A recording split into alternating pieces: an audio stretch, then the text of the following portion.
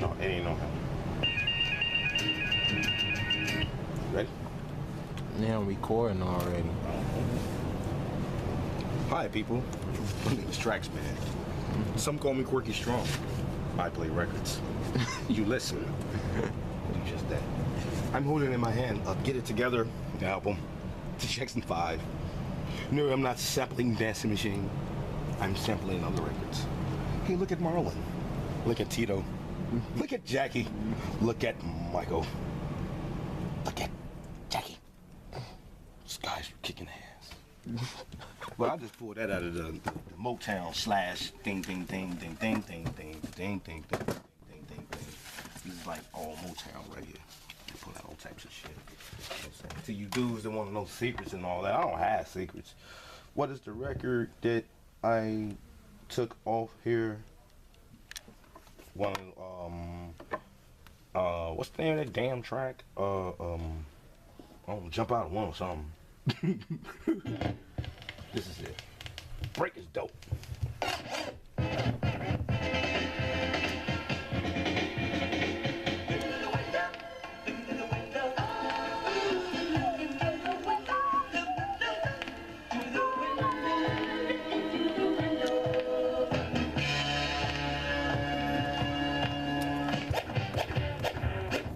Y'all can't even do that. Let's talk.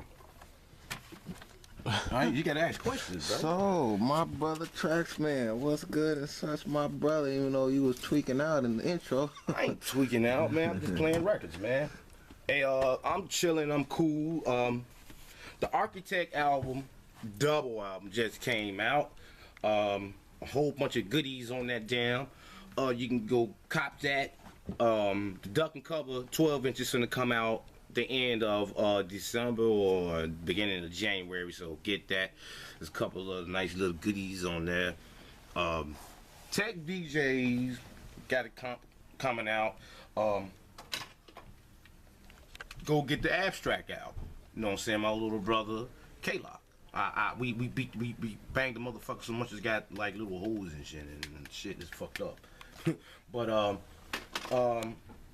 get my man DeAndre, get his new shit. You know, we finna do something. Me and DJ Trey, Tech Life, we got a 12-inch that's coming out on Dance Mania sometime in January.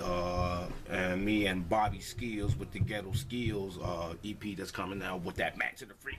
You know, match it, stick out her booty and back to a freak. Get that. Of course, Crossfire. The Darkness jam that came out. You got so many fucking 12 inches that I don't. The Dark Side 2, the second coming out on January 16th, 2014, my sister's birthday, so go cop that. So that will be released. So, but go ahead, cop the first one. It's out now on Bandcamp, so go cop that. Also get DJ AC's The Privacy Foretell the Future on Bandcamp. Get this. Get that. Get Westside Boogie 3. Get the band the Traxman. Get the Works comps with who you gonna run to on there. Got a joint on there. Get the Bangs of Works 1. And of course Bangs of Works 2. This is just like all the footwork, juke, and ghetto house shit right here. That's right here. Where we at? This studio is called the Old Dude Studio, aka the Terror Dome, aka Catnip.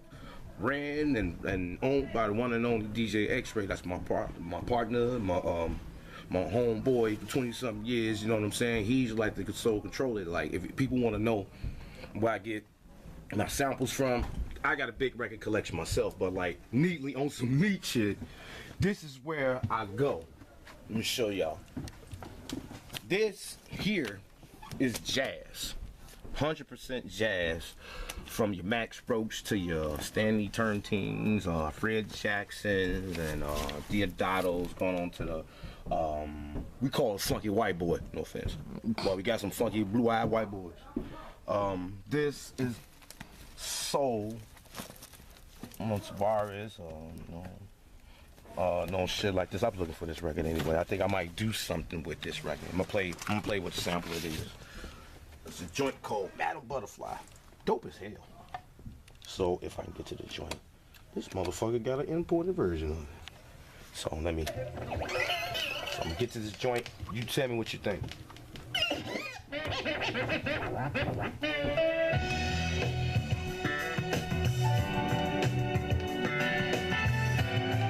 I'm on soul and funk and a groove.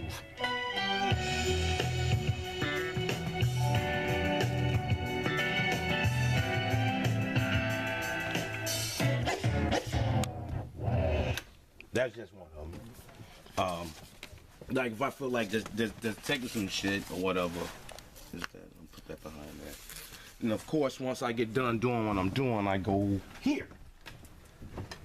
I go to the 3000 and chop up some shit. No, it's another studio upstairs, and we can go up. We can go up there and do shit. But it's like we don't be doing all the running back and forth. So you know what I'm saying. The MPC set here, the computer turntable set up down here. But there's also another same setup upstairs too. You know what I'm saying. Old dude productions. Mm-hmm. And I'm just, you know what I'm saying, I'm under the, you know what I'm saying, just educate act because, right now, we're dealing with a lot of DJs that don't know nothing. Right now, I'm reading the status about, not too much on one phone, but reading the status about DJs and battles and stuff like that, but it's like, what we really should be concentrating on is, doing something for these shorties, man, these kids, because, you know what I'm saying, if we doing what we doing, we can't possibly pass the torch if we don't, really, let's try to pass on to the kids, you know what I'm saying, because at the end of the day, that's really important. Me personally, if I'm teaching a kid, he ain't getting on no controls or no CDJs. I'm putting that motherfucker on something. These right here, no Serato, just records. And watch him crash. Watch him crash. And when he crash, I'm gonna laugh my ass off. I'm gonna laugh my ass off. I'm like, you little fuck. You can't mix. You can't do none of this shit. I feel like playing this record right here, right now. And it's starting to be a lot younger and younger new cats out here trying to claim they DJs. Oh yeah. Oh yeah, and they not. But they throw their first name, the first two letters, you know what I'm saying, in front of their shit. Oh yeah. Champagne and chitlins. Served to this. That's Bobby Humphrey, in case you didn't know. The track that Traxman did, nigga take flight off of. Oh yeah, that is. Damn, that is it. Yep. This is R&B, 12 inches. This is like, what's that shit? New soul, neo soul, like all the what the fuck's that? Maxwell's and all that shit, all this shit here and all that. This is all old school hip hop. Every 12 inch, from Sugar Hill Gang till all that shit. I mean, kept up a lot of this shit. This is like the prized possession right here to me. These are like all 80s 12 inches. Anything from Diana Rose to Green. That don't belong in there, but I think I'm gonna play it. But what's this? Summer Song, Cannonball Adderley, Harmon. Oh yeah, that's the shit. I think I'm gonna keep them out. Like these down here grinding is this. She have is the original on here. I'm gonna do something with this coming soon. I might start it on the day, could be tomorrow. Who knows? So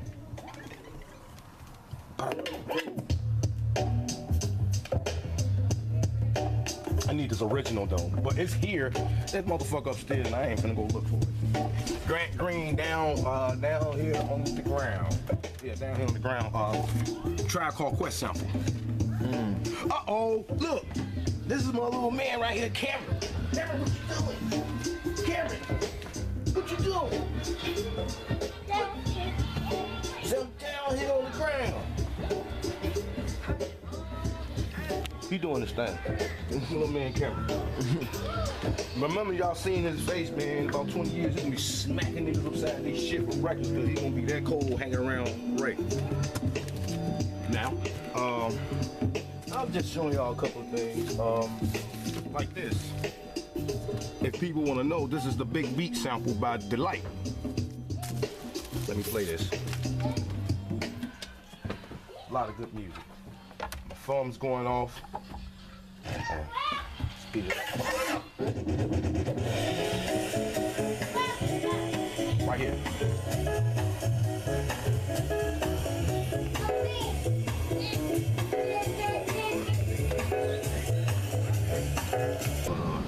Alright. I guess start from Be careful Traxman, now. I'm keeping no. I ain't gonna let this shit fall on me and I'm paying for it. But this is my brother X-Ray right here. If anybody wanna know half the shit, like I said, like majority of the records that's been done or the stuff that's been recorded, I might either execute it at my spot or I might did some at Bobby's crib, but majority of the shit has been done down here. Because there's no, I can go, I get some neo soul, or I can get some jazz, or I get some what's that, spoken words or funk. It's Motown. Motown 80s dance. 80s and it's like 80s and 70s dance. Yeah, all 12 inches. All 12 inches. That's kind of rare. I need to record some Cool-It now right now. 12 inches. And he got it. Yeah, half of the stuff that I've done has been executed here, and I know the world want to know, you know what I'm saying, where the stuff has come from. So it's like from Rashad finding, going through the what was that, the Vibration album by Roy Ayers of the what was the joint on that Searching.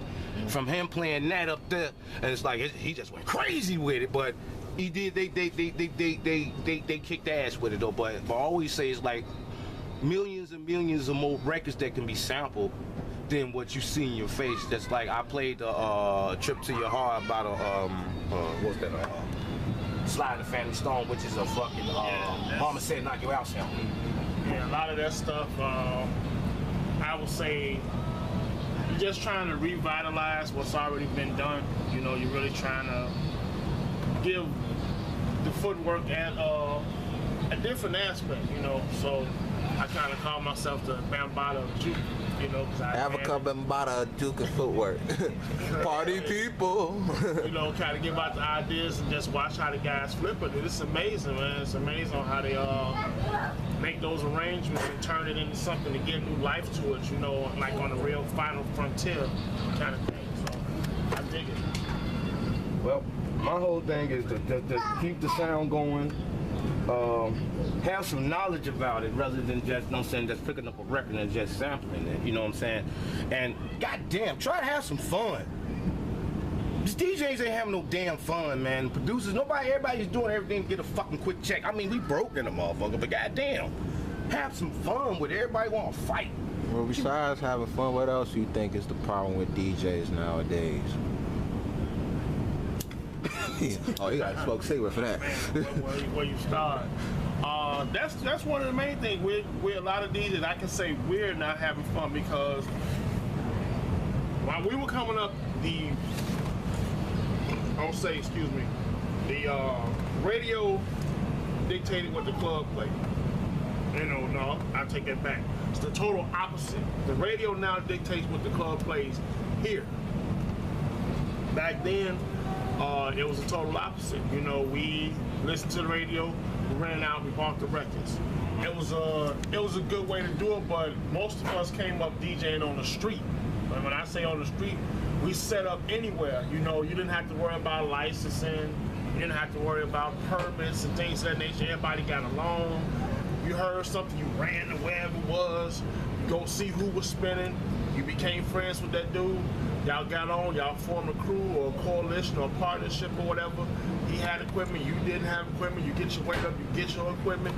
That's how a lot of the things went. And it was a lot more fun. Of course, we're talking 20, almost 30 years ago, but that kind of thing, it still exists. Because I find a lot of people that they want to learn how to play on different things So they'll find so-and-so that's got this, that's got that, or whatever. You know, and records were always the medium.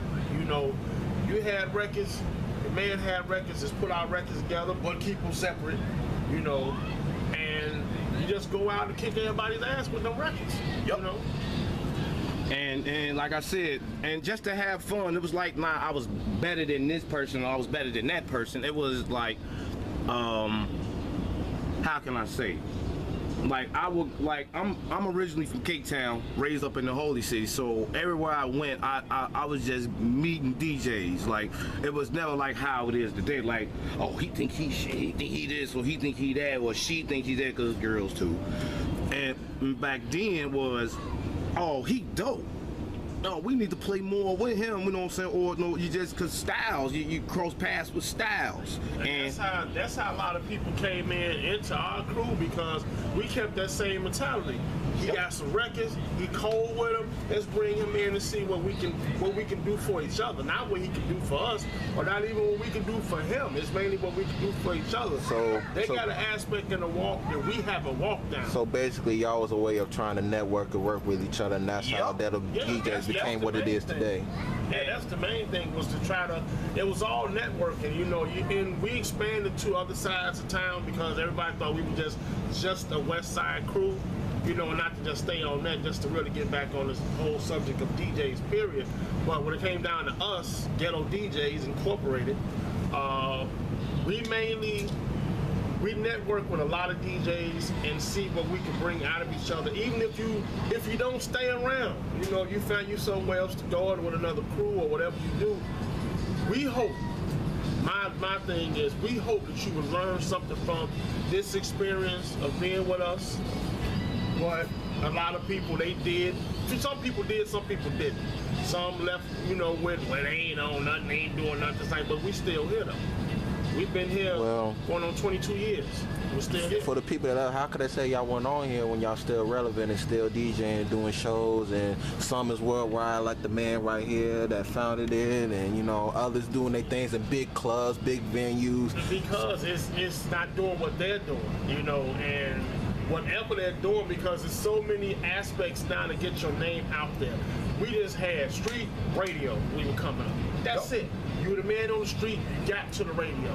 We saw progressions of cats like Fast Eddie moved from the street of over there around Augusta, you know what I'm saying? I'm not gonna put the rest of the streets over there, but over here off the Ave, we saw him go from the streets to the schools to the radio.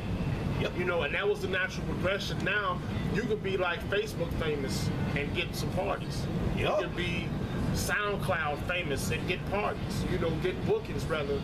And anything like that, SoundCloud, Mixcloud, anything that's like any kind of social media, you know, can get you to where you want to get. And that's a good tool that a lot of DJs refuse to use because they got so much pain and bitterness in their heart until they don't use them other aspects to really get on and get in and see what they do, what they're supposed to do. Not only that, they feel like they can't accept the fact that technology is advancing. And it's like, as DJs, we got to go along with it, whether you like it or not. And it's like, this is a new way to network now, and it's bigger than what it really is. I will say this: Serato saved my life. Serato, Tractor, and those different programs, because imagine them cases right there. Look over there. I had to carry. Here's back in the day. Those right there, I had to carry these. A pair of 12s, 2 CDJs. Don't forget. And the rack, and 15s, 2 JBL 15s, or them 2 pops or whatever. I had to carry all of that stuff in the back of a van and to a party. It's gonna take me probably 30 to 45 minutes to set up after climbing 2-3 flights of stairs for some girl's birthday party. So that right there, this right here, just laptop, turntables. I can just carry this stuff in and just set up. Hey, it's easy. I mean, I love records. And just keeping up. Now, trying to carry this, I got shit. This right here, this is a crate. Rockefeller, Cash Money, No Limit. South. All the South stuff right here. Def Jam stuff. Bad Boy stuff. That's the party right there. Plus, reggae stuff. house stuff, juke stuff.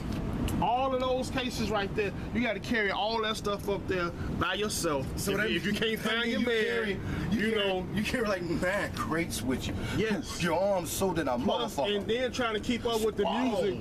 A record could come out one day, 1 week, 2 weeks later it's a remix to it, and then you can't play that version no more because it's old. Yep. Now it's within days. You know, such and such, he on the remix. It's within days now. Yeah, that's just like if trying you to keep up with that, you gotta buy that stuff. Plus, it doesn't always come on vinyl, even bootleg. So you gotta find a CD. You gotta find the bootleg man with all the songs on there. Then you gotta start buying CDJs, CDs, burner CDs, get CD burners. The whole now you gotta do that just to do a party for $150. I don't want to do all that. I don't want to do all that. I don't want to do all that. I mean, to just be able to take a hard drive, that's a piece, my man Dilla right there, that's still a sticker. Just to be able to take a hard drive and a laptop to a party is a blessing, but you gotta earn that right. I will say that. If you ain't carrying no crates, no cases, and you're doing certain things, you gotta earn that right, son. That's how I feel, and I'm going to my grave with that. I feel that way too. They better do something before I come in. I play the 45 and get all the crazy boys dancing. I can do that, you know. But yeah, I love Serato, man. I mean, when I was introduced to it, I was hearing about it, but I'm like, no, hell no, man. We already doing the CD thing, so it's like, I don't want to do that. But when I went to Detroit in 07, and this cat just took one CD of mine and loaded it in, and I was able to play on both turntables, I was set. I'm like, oh no, I need that. That's what I need. Because it was convenient. It was really convenient. Like, even with CD players, you can just pack up your shit or whatever. No, I ain't got nothing against the controls. I think they're all right. I want a Pioneer one. That motherfucker is cold. I seen it at 5 a.m. Yeah. That's my homeboy DJ 5 a.m. right there. You know what I'm saying? It is what it is. We got some shit coming. Oh, be on the lookout for DJ Fred. Hold your head up, my nigga. We know you locked down, you know what I'm saying? We still got free DJ Fred. Free DJ Fred, you know what I'm saying? You gonna come out and the first thing he gonna wanna do is go to Mars. That's his phrase there, man. I'm going to Mars. But call me DJ such and such. DJ such and such.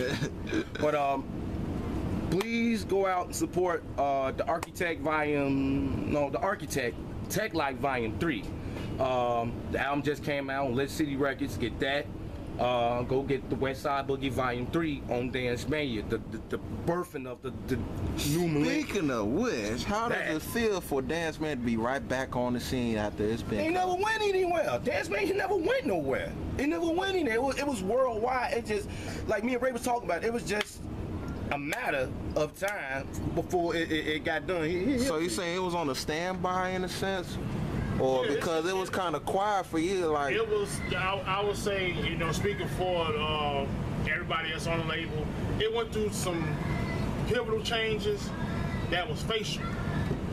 Nobody knew the backstory or whatever was really going on with the label. It was assumed this person had the label, assumed this DJ had the label, or whatever, and all that never happened.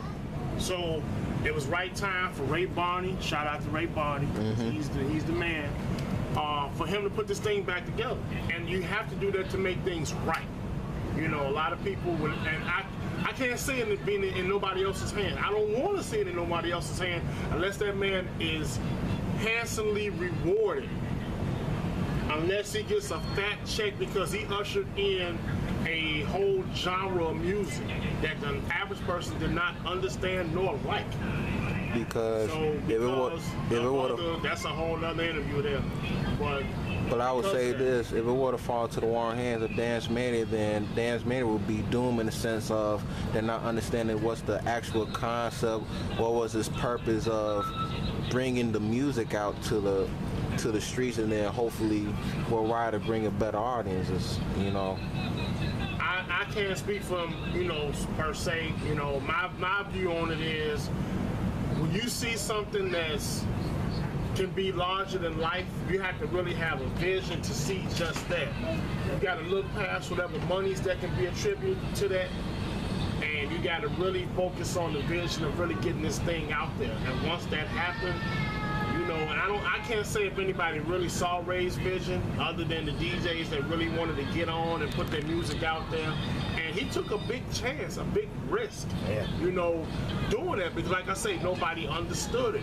We in the streets understood it, you know. But having mostly, this for all y'all as DJs, weren't all y'all risk takers of what y'all do from the beginning of your first time being on the turntables to starting your own crews and then? Yeah, I mean, cause that's the beauty of it, you know. The beauty is to be able to sit and say, I have something I want to put out there to the world, and you might just not get it across to just your block, you know. But you never know how it takes off, and that's how this thing, you know, it had a bigger distribution above, you know, two people standing on the corners hollering mixtapes or whatever. It had a bigger, you know, distribution, but the vision of it, I stay on that because it seems as if he had one once he saw what it could do. Once D-Man was able to put those tapes in the stores, and I say that because he's the catalyst. Yep. He's the catalyst for everybody to get their mixtapes in stores. yeah, cause you know, I'm gonna say this.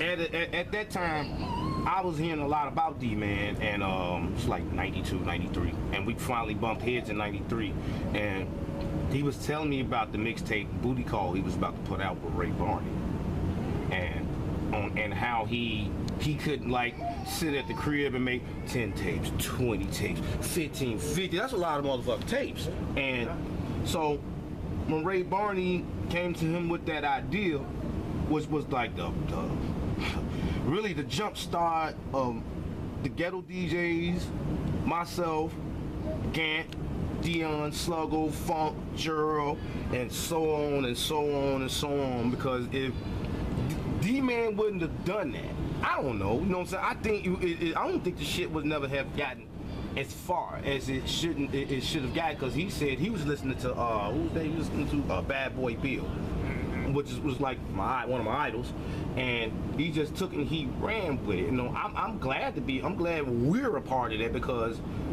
when D-Man did that, I think we was like the third to come with the colored mixtape, the colored one. I think Funk was second. I mean, it was D-Man, then came Funk, then came Dion, then came us, then came Milton and Gerald and everybody just started just coming. But the difference with Dance Mania, since we're speaking on on Dance Mania, was that label was not like other labels. Like, you know, piece to Trax Records, piece to DJ Internationals, piece to the Dust Tracks and the Moody's and the other labels, but it was just something about Dance Mania. Like, Ray was he was in the business of making the money. But you know what I'm saying, we all wanted to make some money. Like, I made an album like, here, Ray, I got something here I want to give you. Here, just give me my 400, my 500, I'm good. You know, I don't care. But I'm unaware that I'm getting a distribution in London, Sweden, Japan, because then when I was in Japan, this cat walked up to me with a fucking West Side Boogie record. I'm like, where you get this from? I was waiting on you. Come here. I'm saying that. It's in the back of my MacBook.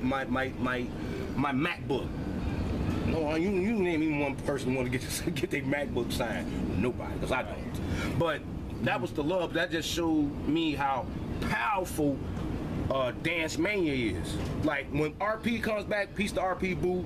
Congratulations on that Japan trip, and over there in Osaka, don't say Japan over there, because they're gonna jump your ass. Don't you say, because they finna kick my ass. No, don't say. But I think we're doing a good job. I'm grateful that I grew up in a circle around greatest DJs and producers. So I don't want to hold this up. I'm gonna get some shots out. Like I said, go get the Architek album. The Slash Time EP's finna come out on Duck and Cover Records. The new EP with me and Bobby Skills, the Ghetto Skills album coming out next January. Mac to the Freak, biggest party banger. Y'all can go get that. Me and DJ Trey from Tech Life, you know what I'm saying? Bros, you know what I'm saying? Me and him putting our EP out. I don't know what the hell I'll come out with a record every other month. But we got a Ghetto DJs compilation that's coming out. It's called Beyond the Mix. There's gonna be a lot of us, me, X-Ray, Bobby Skills, Jam and Gerald. We got Ty Davis on there. We got DJ Clint on there. Crossfire, K.O.T.C, and everybody. We just the comp is gonna be. It's not just focusing on house music or juke or ghetto house. It's focusing on all dance music. It can be a 95 BPM. I want the comp to be for everybody. Acid lovers, juke lovers, ghetto house lovers, hip hop lovers. You know what I'm saying? We beyond just like what you hear all day in Chicago. We ain't a goddamn house crew. We a band of DJs. And I'd like to say, keep buying music and keep reaching for the stars.